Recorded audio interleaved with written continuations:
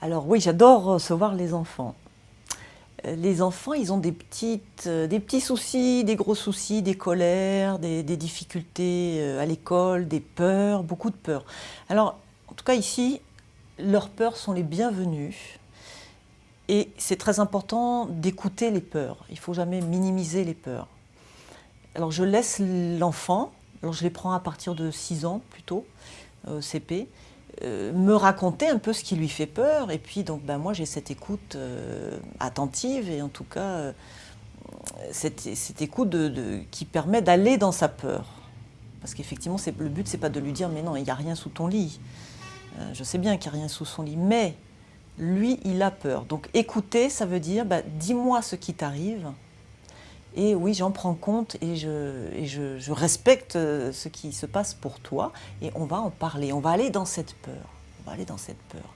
Et de dérouler, ce déroulement de la peur, finalement, fait baisser cette peur et c'est l'enfant qui va arriver à sa propre solution, à dire c'est vrai que... Ou alors on va peut-être trouver aussi des petits actes symboliques pour se débarrasser de cette peur, ou au travers d'objets, au travers de dessins, au travers de je brûle quelque chose, enfin on cherche ensemble. Mais en tout cas cet endroit, ce que j'aime dans mon métier, c'est vraiment cet endroit d'écoute, cet espace de l'écoute qui est si importante. Et que ce soit des adolescents aussi, qui au début peuvent être un peu réfractaires. Alors c'est toujours pareil, est-ce que c'est la maman, le parent qui envoie l'enfant ou est-ce que c'est une demande de l'enfant? Là, la demande, elle n'est pas la même aussi. Donc tout ça est à écouter. Mais j'apprécie beaucoup aussi les adolescents. Et en tout cas, à tous, je leur apprends à utiliser leurs capacités naturelles, en plus de ce travail d'écoute.